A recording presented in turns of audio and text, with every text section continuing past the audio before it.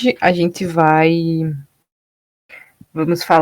vamos analisar os temas de redação anteriores da UFSC e do Enem também, que acredito que seja o que a maioria pretende prestar futuramente. O Gabriel começou a trabalhar com vocês a doação de órgãos, então vou escrever aqui para vocês certinho qual vai ser o tema que vocês têm que escrever essa semana. Essa semana e semana que vem, né? É obstáculos para a doação de órgãos no Brasil. Obstáculos para a doação de órgãos no Brasil. Então, esse é o tema que vocês têm que escrever.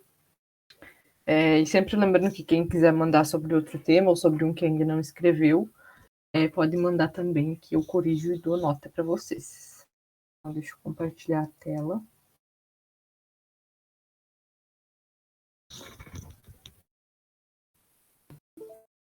Então, nós vamos começar analisando os temas da redação do Enem. Algumas provas que tiveram. Então, o pessoal entra.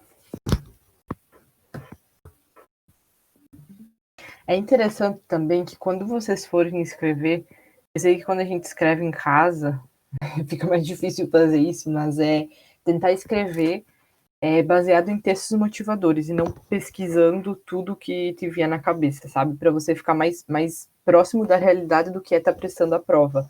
Então, ao invés de, que alusão histórica eu vou usar aqui, vou lá e pesquiso no Google isso. Isso é bem bom enquanto a gente treina, né? Não que vocês não devam fazer isso, porque vai agregando mais conhecimento, mas a partir do momento é melhor a gente tentar ficar mais próximo da realidade do que vai ser no dia da prova. Então, tentar fazer só com o conhecimento que você já tem e com os textos motivadores que você já tem. Às vezes também é interessante fazer isso com esses temas mesmo que eu estou trazendo aqui, com temas que já caíram na redação, usando os textos que a prova traz. Se vocês forem fazer isso, inclusive, podem mandar para mim com algum texto antigo que eu corrijo para vocês. E daí fica mais real para vocês saberem como é. E irem treinando também. E claro, como eu sempre digo, também tentar escrever ao invés de digitar, para ter uma noção de espaço e não acabar fazendo muito maior do que deveria ser. Então, primeiro eu trago para vocês a prova do Enem de 2016. O tema da redação nesse ano aqui foi o Caminhos para combater o racismo no Brasil. Então, eu acho que não é um tema tão difícil assim, né? Eu acho que a maioria concorda, porque não é uma coisa que a gente não sabe nada sobre esse assunto. A gente sabe relativamente bastante coisa sobre isso. Então, no Enem são sempre 4 textos motivadores. Geralmente eles ajudam muito para escrever a redação. Então, já dão um norte bem bom para a gente saber o que vai escrever. Então, aqui,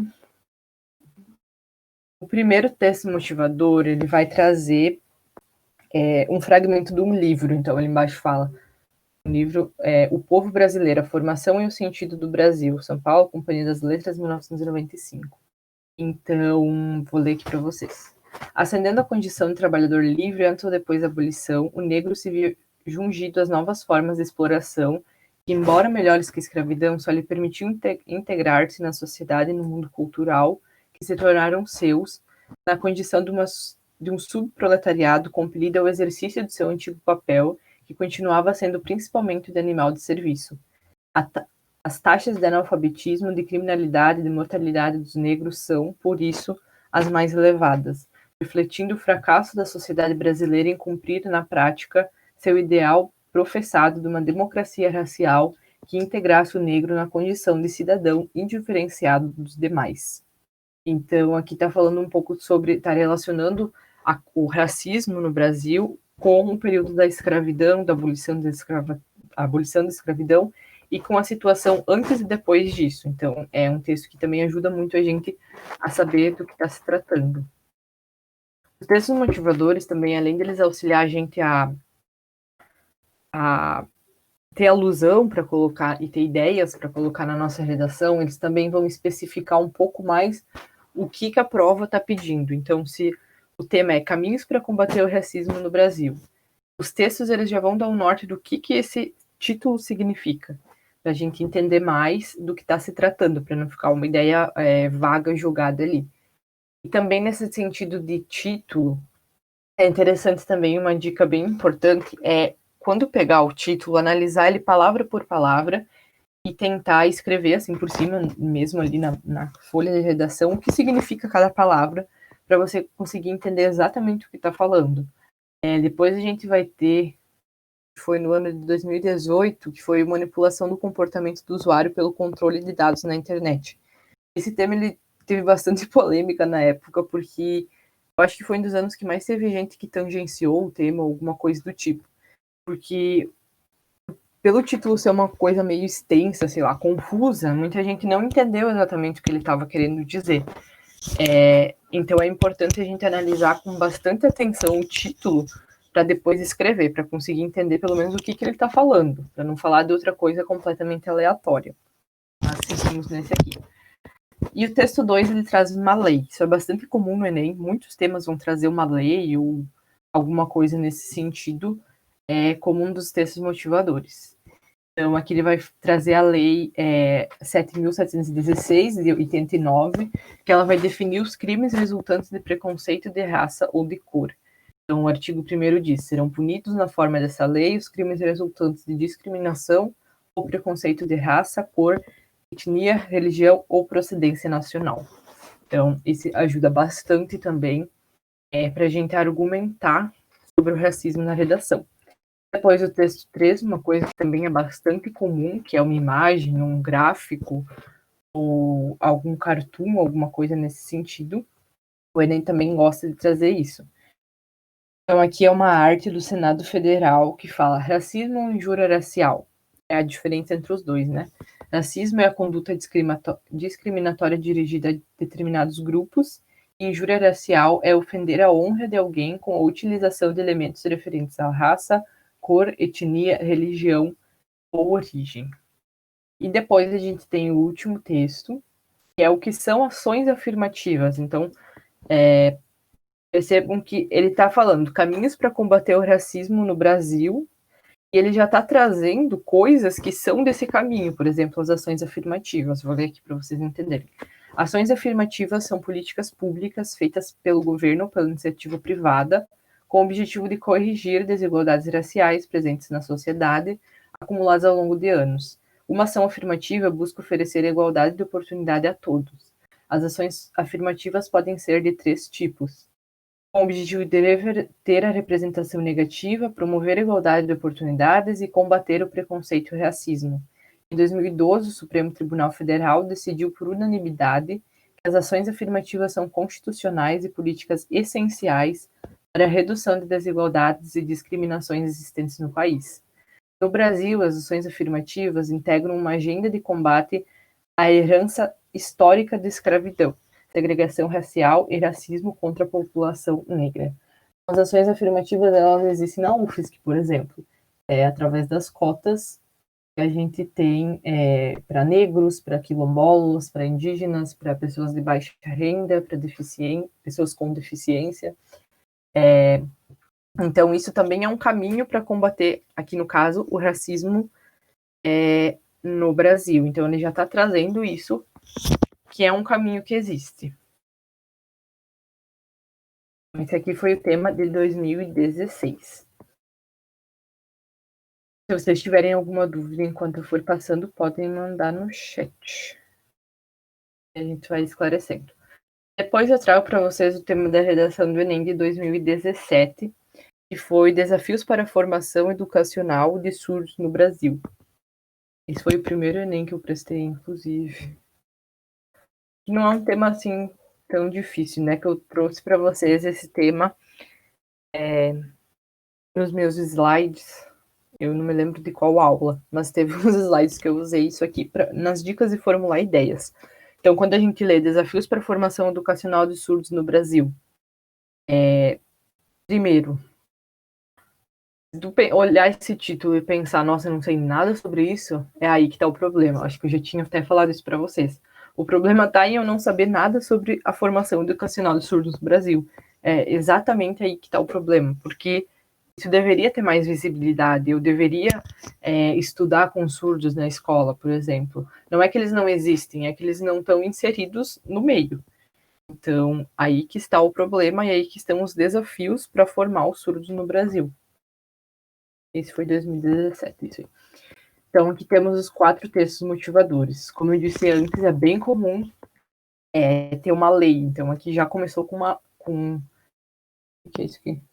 Uma lei, a Constituição. Do direito à educação. Artigo 27. A educação constitui direito da pessoa com deficiência, assegurado o sistema educacional inclusivo em todos os níveis e aprendizado ao longo de toda a vida, de forma a alcançar o máximo desenvolvimento possível de seus talentos e habilidades físicas, sensoriais, intelectuais e sociais, segundo suas características, interesses e necessidades de aprendizagem. É dever do Estado, da família, da comunidade escolar e da sociedade assegurar a educação de qualidade à pessoa com deficiência, colocando a salvo de toda forma de violência, negligência e discriminação. Artigo 28. Incumbe ao poder público assegurar, criar, desenvolver, implementar, incentivar, acompanhar e avaliar oferta de educação bilíngue em Libras como primeira língua e na modalidade escrita da língua portuguesa como segunda língua em escolas e classes bilíngues em escolas inclusivas. Oferta de ensino da Libras no sistema Braille e de uso de recursos de tecnologia assistiva de forma a ampliar habilidades funcionais dos estudantes, promovendo sua autonomia e participação. Então, aqui ele trouxe bastante coisa sobre os direitos que são assegurados por lei à comunidade surda, mas que a gente sabe que não são tão colocados em prática assim quanto na teoria. E percebam que a Libras é a segunda língua do Brasil, né? Mas a gente não tem isso na escola, por exemplo, o que é um absurdo, porque a gente deveria ter. Como a gente vai se comunicar com uma pessoa surda se a gente não sabe falar em Libras? Então, isso também é um problema que a gente tem que refletir diante desse tema. Depois, no texto 2, ele traz um gráfico que muita gente não entendeu, porque ele é um pouco confuso, digamos assim. Deixa eu ver aqui. Matrículas de surdos na educação básica, educação especial. É um gráfico que o INEP mesmo fez, só para pôr ali no negócio da redação, que mostra quantas foram as matrículas de surdo na educação básica, né? Então, aqui do lado a gente tem o total em milhar, embaixo os anos, com o passar dos anos. Então, em preto estão as classes comuns, alunos incluídos em classes comuns, né? E depois em branco estão as classes especiais e escolas exclusivas. Então, são as APAES, né? As escolas para pessoas com deficiência.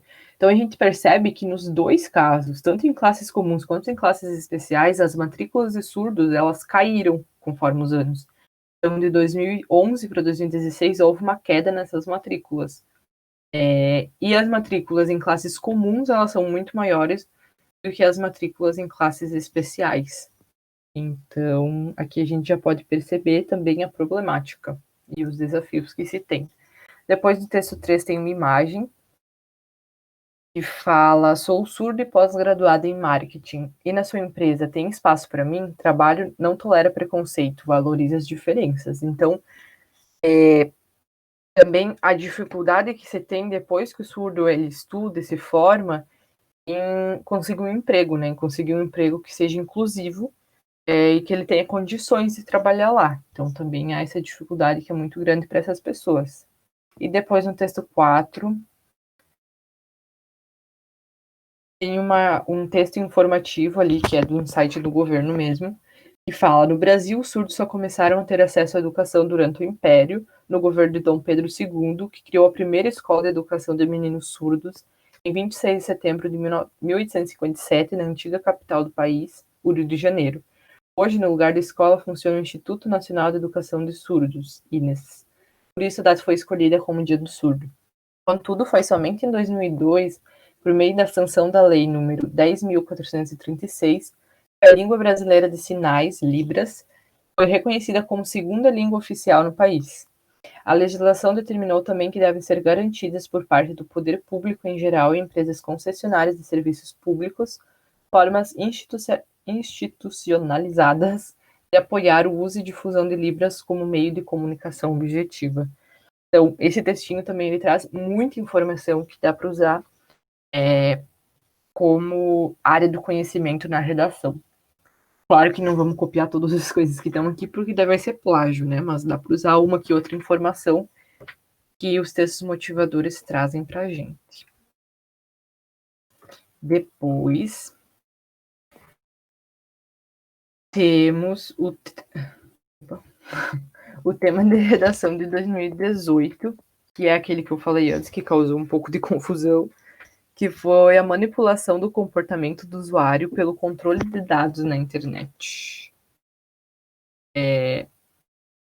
Acho que esse tema causou um pouco de repercussão com quem estava fazendo, porque é uma coisa que a gente não ouve falar muito, né? Controle de dados na internet, porque a gente sabe o que acontece, que a gente percebe. Claro que se a gente for pensar sobre o tema, vai vir alguma coisa. Mas não é algo que se vê todo dia, assim, que a gente ouve falar na rua sobre isso. Mas os textos motivadores, eles também trouxeram informações relevantes para usar. Então, vamos ler, depois eu falo sobre o título. Texto 1. Às segundas-feiras pela manhã, os usuários de um serviço de música digital recebem uma lista personalizada de músicas que lhes permite descobrir novidades. Assim como o sistema de outros aplicativos e redes sociais, este cérebro artificial consegue traçar um retrato automatizado do gosto de seus assinantes e constrói uma máquina de sugestões que não costuma falhar. O sistema se baseia em um algoritmo cuja evolução e usos aplicados ao consumo cultural são infinitos. De fato, plataformas de transmissão de vídeos online começam a desenhar suas séries de sucesso, rastreando o banco de dados gerados por todos os movimentos dos usuários para analisar o que os satisfaz. O algoritmo constrói assim um universo cultural adequado e complacente com o gosto do consumidor, o que pode avançar até chegar sempre a lugares reconhecíveis. Dessa forma, a filtragem de informação feita pelas redes sociais ou pelos sistemas de busca pode moldar nossa maneira de pensar. E é esse o problema principal, a ilusão de liberdade de escolha que muitas vezes é gerada pelos algoritmos. Então, o que esse texto está tentando dizer? É aquilo que acontece com a gente quando a gente vai, por exemplo, no YouTube e coloca alguma música lá e ele vai te colocar como se fosse numa bolha, que é o que fala ali. A ilusão de liberdade de escolha. Você acha que você está tendo liberdade de escolha, mas na verdade tá como se fosse numa bolha, com só o que o YouTube está te mostrando baseado no que você ouviu anteriormente. Então, raramente ele vai te mostrar outra coisa além daquilo. Podem perceber que é isso que acontece. Ou, por exemplo, sei lá, quando tu pesquisa um tênis na Netshoes e depois só começa a aparecer isso. Então, ele está usando o teu banco de dados, está mostrando o que você costumou pesquisar, sei lá, e vai te mostrar isso depois. Depois o texto 2.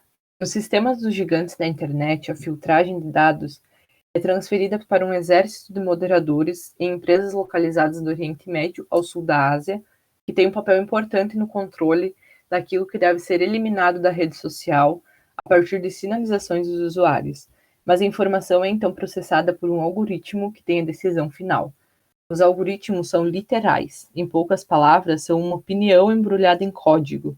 Estamos caminhando para um estágio em que a máquina que decide qual notícia deve ou não ser lida. Então, isso é o que eu falei também. E ali dá para perceber, ali embaixo está escrito, a silenciosa ditadura do algoritmo, que é o nome do texto completo. Depois, no texto 3, a gente tem um esquemazinho que foi tirado Internet no Brasil em 2016, do IBGE. Então, que mostra que 64,7% das pessoas de 10 anos ou mais utilizaram a internet. 63,8% homens, 65,5% mulheres.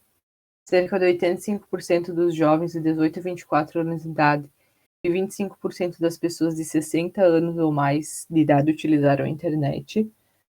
Finalidade do acesso à internet: 94,2% foi para enviar mensagem de texto por diferentes aplicativos, 73,3% conversar por chamada de voz ou vídeo, 76,4% para assistir vídeos, programas, séries, filmes, 69,3% enviar ou receber e-mails de correio eletrônico. Então, é para isso que as pessoas mais utilizam a internet no Brasil.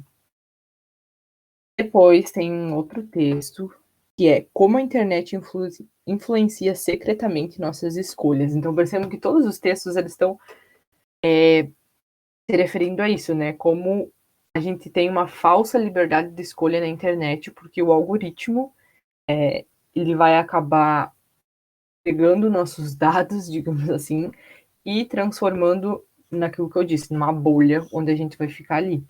Então, mudanças sutis nas informações às quais somos expostos podem transformar nosso comportamento.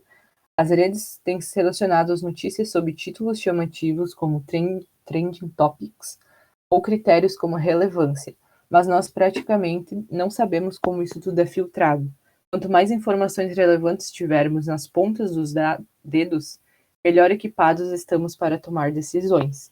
No entanto, surgem algumas tensões fundamentais entre a conveniência e a deliberação, entre o que o usuário deseja e o que é melhor para ele, entre a transparência e o lado comercial. Quantos mais os sistemas souberem sobre você em comparação ao que você sabe sobre eles, há mais riscos de suas escolhas se tornarem apenas uma série de reações a cutucadas invisíveis. O que está em jogo não é tanto a questão homem versus máquina, mas sim a disputa decisão informada versus obediência influenciada. Então, acho que os textos eles esclarecem muito o que é o título. Então, manipulação do comportamento do usuário pelo controle de dados na internet. É como a gente é manipulado através dos dados que a gente deixa em sites, em todos os tipos de plataforma, em tudo que a gente acessa na internet, basicamente. Então, quando a gente passa na internet, a gente deixa nossos dados, nossas opiniões, nossos gostos, o que a gente prefere, e baseado nisso, essas plataformas trazem as próximas coisas que a gente vai ver. Então, era sobre isso, esse tema. Depois, temos a redação do Enem de 2019. Foi a do ano passado. Que era a democratização do acesso ao cinema no Brasil, que foi um tema bem aleatório, né? Porque ninguém previu que ia cair uma coisa tão aleatória assim. Mas, enfim, já estamos. Texto 1. O dia da primeira exibição pública de cinema, 28 de dezembro de 1895, em Paris, um homem de teatro que trabalhava com mágicas, Georges Méliès, foi falar com Lumière, sei lá, não sei falar esse nome, um dos inventores do cinema, queria adquirir um aparelho, e ele desencorajou-o. Disse-lhe que o cinematógrafo não tinha o menor futuro como espetáculo. Era um instrumento científico para reproduzir o movimento e só poderia servir para pesquisas. Mesmo que o público no início se divertisse com ele, seria uma novidade de vida breve, logo cansaria. Lumière enganou-se. Como essa estranha máquina de austeros cientistas virou uma máquina de contar histórias para enormes plateias de geração em geração durante já quase um século. Então, esse foi um trecho tirado do texto, do livro, O que é jornalismo, o que é editora, o que é cinema. E ele fala sobre a história do cinema, né? Como uma coisa tão aleatória que eles imaginavam que não teria futuro, se tornou tão grandiosa para a sociedade. E o texto 2. Edgar Morin define o cinema como uma máquina que registra a existência e a restitui como tal, porém levando em consideração o indivíduo, ou seja, o cinema seria um meio de transpor para a tela o universo pessoal, solicitando a participação do espectador. Então, esse aqui é um texto que fala o filme é a representação do real. Vai estar falando que essa pessoa aí considera que seja o cinema. Depois tem uma arte, né? É de um site aleatório da internet, E fala: da telona para as telinhas, cresce o percentual de brasileiros que frequentam salas de cinema e o interesse por filmes tem destaque no consumo de TV. Entenda. Nos últimos 5 anos, a penetração do cinema cresceu 43% entre os brasileiros. 88% dos telespectadores assistem a filmes na TV regularmente. 17% da população frequenta o cinema, assistiu nos últimos 30 dias no total. 19% dos telespectadores de filmes na TV vão ao cinema, do espaço físico, né, do cinema. 95% dos que forem, dos que 95% dos que foram ao cinema assistem a filmes na TV. Então, esses são alguns dados estatísticos sobre o cinema. Depois, o Brasil já teve um parque exibidor vigoroso e descentralizado, quase 3.300 salas em 1975, uma para cada 30 mil habitantes, 80% em cidades do interior. Desde então, o país mudou. Quase 120 milhões de pessoas a mais passaram a viver nas cidades. A urbanização acelerada, a falta de investimentos em infraestrutura urbana, a baixa capitalização das empresas exibidoras, as mudanças tecnológicas, entre outros fatores, alteraram a geografia do cinema. Em 1997, chegamos a pouco mais de 1.000 salas. Com a expansão dos shopping centers, a atividade de exibição se reorganizou. O número de cinemas duplicou até chegar às atuais 2.200 salas.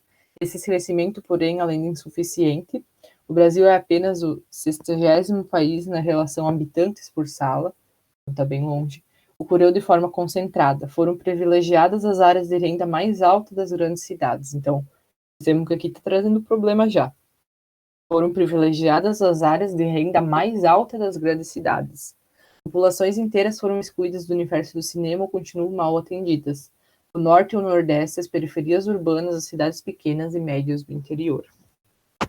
Então, esse vai ser um texto da Ancine, que é o negócio do cinema no Brasil, que vai estar falando sobre um pouco da história do crescimento do cinema do Brasil e como ele continua não sendo nada democrático, né? Porque ele acaba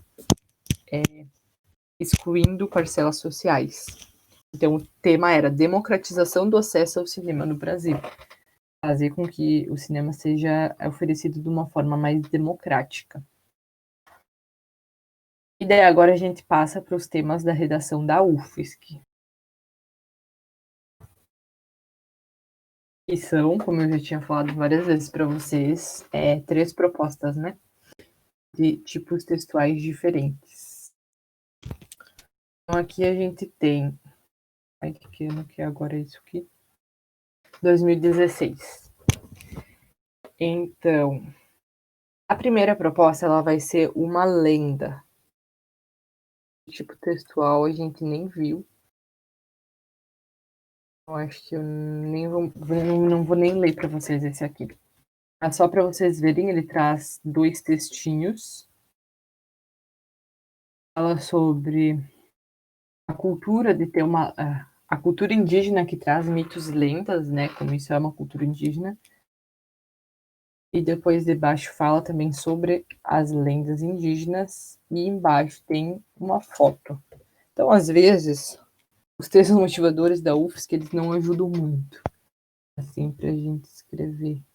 Mas sendo uma lenda, tem uma quantidade de linhas. Deixa eu ver aqui se falam no início. Isso mostra, eu acho, lá na folha de redação. Cadê? Cadê a folha de redação?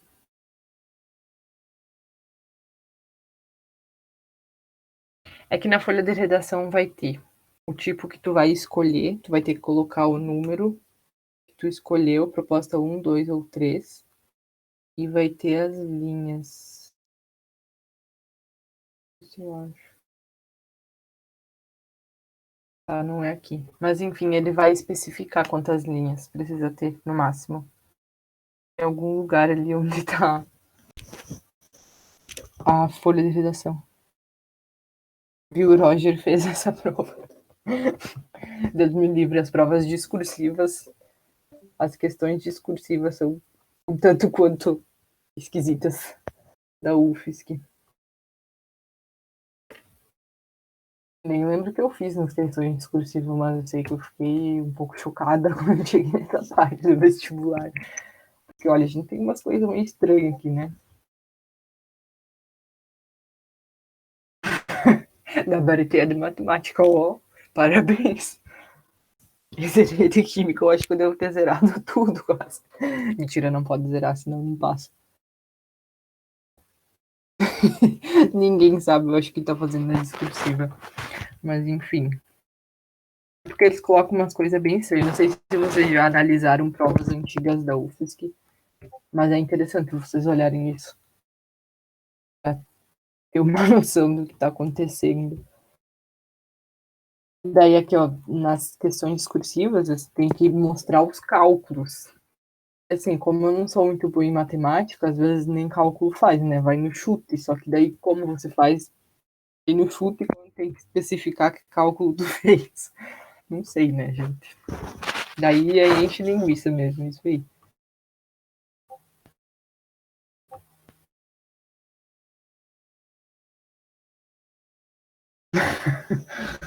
Vai bem de boas. Mas enfim, vamos lá. Cadê o negócio aqui?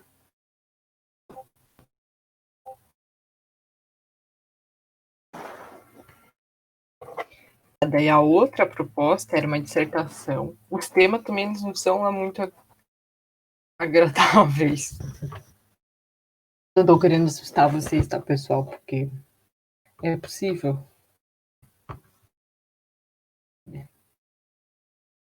E nos últimos anos, eu acho que eu deixa eu ver qual foi aqui. Tem, tem sido um tema um pouco mais claro, assim, do que era nos anos mais para trás, o tema da redação. Pelo menos é o que eu percebi.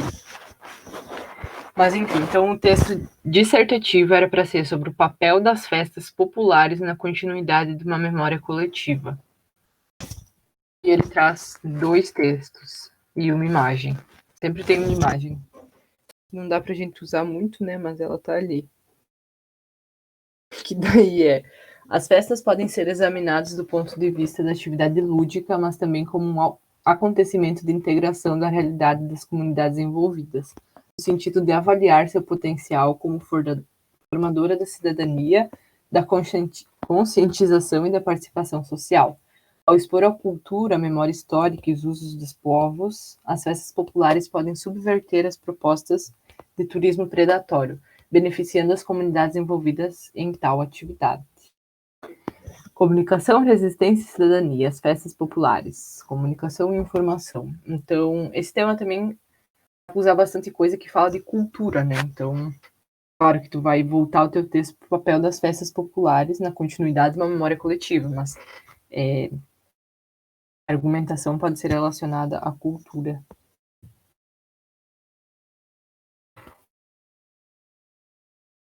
Isso acontece com todo mundo, eu acho.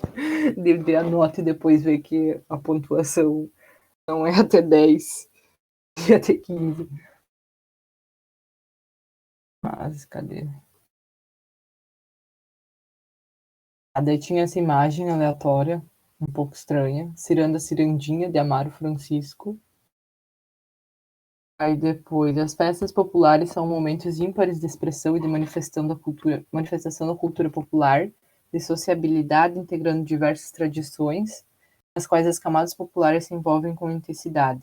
As festas possuem potencial para se tornarem um momento de manifestação popular ou mesmo de quebra de comportamentos padronizados. Mas a gente tem que analisar essa proposta de intervenção, lembrando que a gente não precisa fazer uma proposta de intervenção, né? Porque às vezes vai ficar pensando, meu Deus, o que eu vou fazer? Mas na UFSC, lembrem-se que não precisa de proposta de intervenção elaborada, só da conclusão. Então é um problema menos. E a proposta 3, uma crônica. Considere os textos abaixo e redige uma crônica que tematize um aspecto das relações de solidariedade na sociedade contemporânea. Então, esse aqui traz uma tirinha da Mafalda. A UFSC adora. A caridade da esmola vertical semeia costumes ruins e é humilhante. Como diz um provérbio africano, a mão que dá está sempre acima da mão que recebe, mas as relações de solidariedade que são horizontais geram respostas completamente diferentes. Que é uma frase de Eduardo Galeano.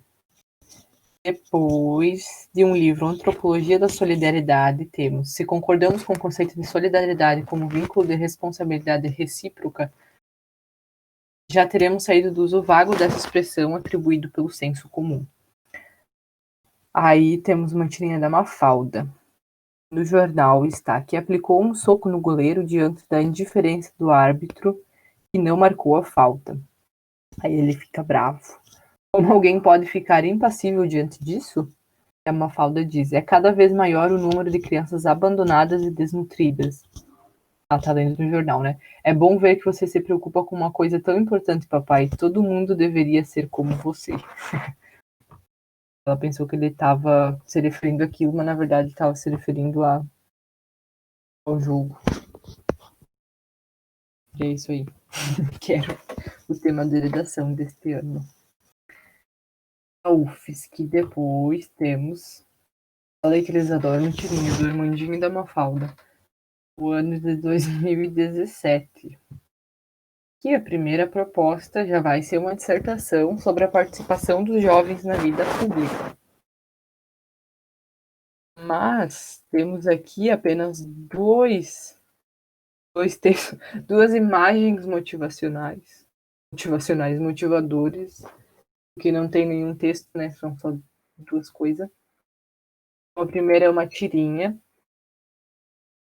O pai do Armandinho fala: então você quer mudar o mundo sozinho? E ele fala: não estou sozinho, só estamos espalhados, mas já começamos a nos reunir. E depois tem uma manifestação dos estudantes secundaristas de São Paulo a favor da educação pública e contra a precarização do ensino. Os estudantes secundaristas é quem está na educação básica, né? Então, é uma imagem de um manifesto. Condiz também com o que está escrito em cima, né? Ele diz: já começamos a nos reunir, e embaixo tem a foto de uma manifestação de estudantes. O tema era a participação dos jovens na vida pública. Outra proposta era uma crônica que tematiza a amizade em uma sociedade consumista e imediatista. Aí temos um texto aqui. Depois outra tirinha do Armandinho. Era isso. Só tem duas propostas.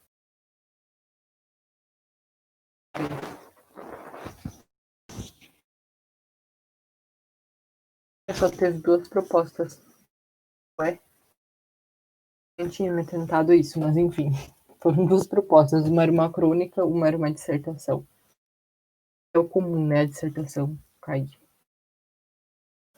Daí, no ano de 2018.1, no primeiro semestre de 2018,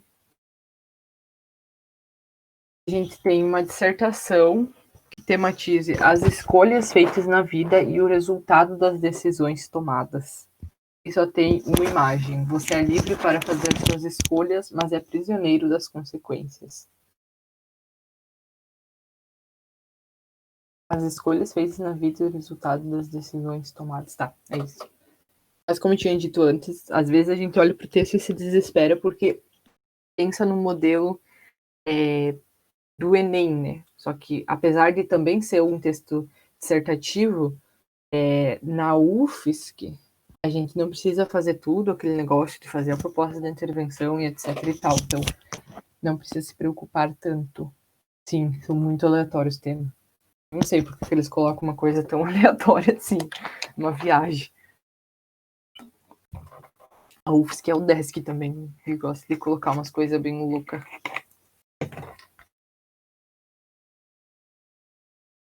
Daí, além de colocar uma coisa bem aleatória, eles colocam umas imagens muito aleatórias. Um olhar enigmático, sim, isso daí eu fiquei chocada. O que eu fiz foi imigração hoje. Daí sim. Aí, gente. Mas enfim. É isso aí. Depois tinha uma crônica sobre o uso da língua, os usos da língua no cotidiano. Vamos ver a mesma sozinha. Aqui tem 3 daí, né? Tem uma tirinha da Mafalda e 2 outros textos. Ó, percebam que aqui os textos são dos livros que eram uma leitura obrigatória. Por esse 40 dias, não sei, acho que sim. Mas o Nós aqui, ele foi vários anos leitura obrigatória, porque é um livro que da editora da UFSC. Um livro bem pequenininho, inclusive. Aí tem trechos desse livro como texto motivador, de livros que eram da leitura obrigatória, né? Então, por isso é importante ter pelo menos uma noção do que fala as leituras obrigatórias do vestibular. Mas aqui tem a folha de redação.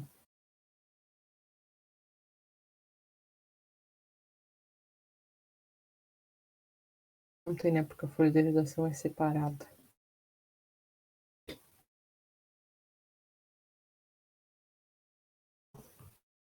Depois, o último que eu trago para vocês é o de 2018.2. Mas eu tinha de 2019. Não sei, acho que não esqueci de abrir aqui. Mas eu vejo.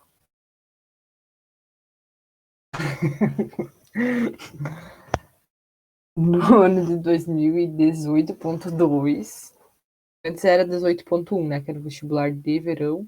E agora o vestibular de inverno.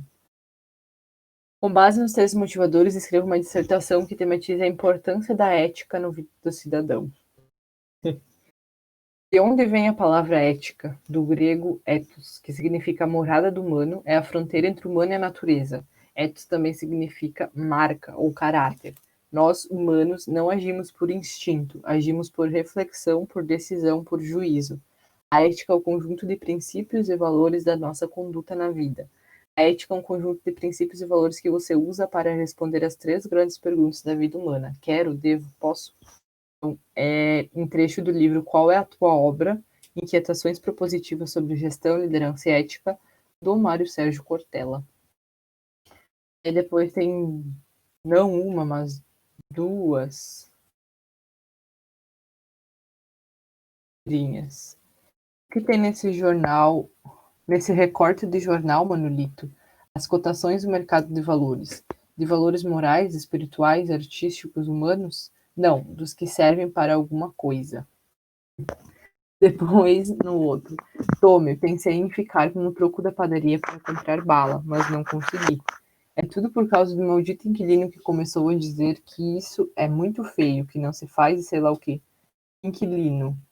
Inquilino? Que inquilino? Esse aqui que a gente tem aqui dentro. Ah, se referiu a pessoa dentro dela. Foi um tema só nesta prova. Mas a do ano passado,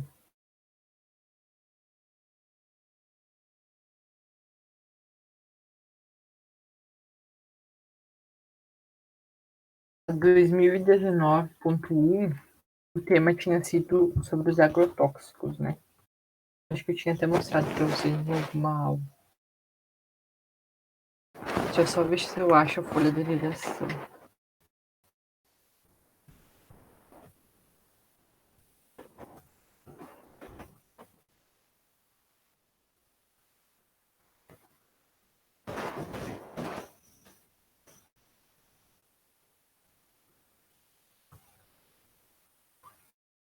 Enfim, outro dia eu mostro para vocês. Mas os temas que eu queria mostrar para vocês hoje eram estes. Para vocês terem uma ideia de como é a prova, né? Tanto do Enem como da UFSC. Porque às vezes não adianta a gente só ficar escrevendo e não ter uma noção de como é. Então, acho que a maioria ainda não fez o vestibular da UFSC nenhuma vez, né? Então, eu reforço que é bem importante vocês, não só com redação, mas com as outras matérias, pelo menos tirar um tempinho para analisar como é. Principalmente pelo fato de que as questões da UFSC, elas são na forma de somatória, né? Não é por alternativas. Não sei se vocês já viram uma questão de somatória, mas Porque eu, quando prestei o vestibular, tinha tido contato com uma questão somatória, sei lá, uma vez na vida em alguma matéria da escola. Então, às vezes não é uma coisa que a gente está tão acostumado a ver e a responder questões nesse formato. Então, é bem importante exercitar isso quando a gente está estudando para vestibular. E também a questão da redação, né? Dar uma analisada para ver os temas anteriores, como são os textos motivadores que eles colocam. Do Enem é mais importante ainda, porque são muitas questões que tem, e para ver os temas de redação, né? E o tamanho da folha, etc e tal. Então, como eu tinha dito antes, é bem interessante vocês pegarem um tema de redação que já tenha caído, usar só os textos motivadores, sem pesquisar na internet redações nota 1000, sei lá, daquele ano, ou coisas que dá para usar na redação daquele ano, fazer como se estivessem fazendo um simulado. Então, fazer só com base nos textos motivadores que o Enem traz, para vocês ficarem mais próximos da realidade de como é escrever sem contato com a internet ou com outras fontes que a gente possa vir a usar enquanto está escrevendo em casa. Vocês têm alguma dúvida, pessoal? Ficou claro sobre o vestibular, sobre a redação, sobre qualquer coisa que eu tenha falado ou que eu não tenha falado também?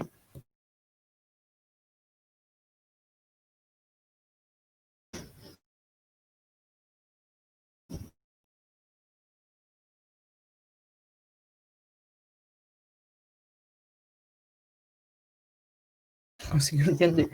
Tá bom.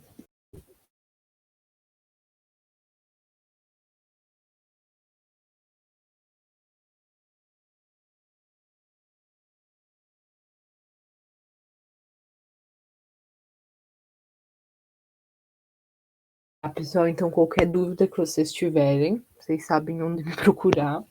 Tem meu número lá, tem o e-mail, qualquer forma que vocês quiserem me contatar. Então, vocês escrevam a redação sobre o tema que o Gabriel passou para vocês. Mando para corrigir. Quem quiser mandar essas dos Enems passados e dos vestibulares da UFSC, também pode me mandar para mim olhar. Deixa eu ver se eu tinha mais alguma coisa para falar. Eu vou colocar essas provas lá também, que fica, eu acho, mais fácil para vocês localizar, porque senão tem que ficar baixando tudo e procurando, então assim fica um pouco mais fácil. E era isso, pessoal. Obrigado pela participação e até mais. Se cuidem.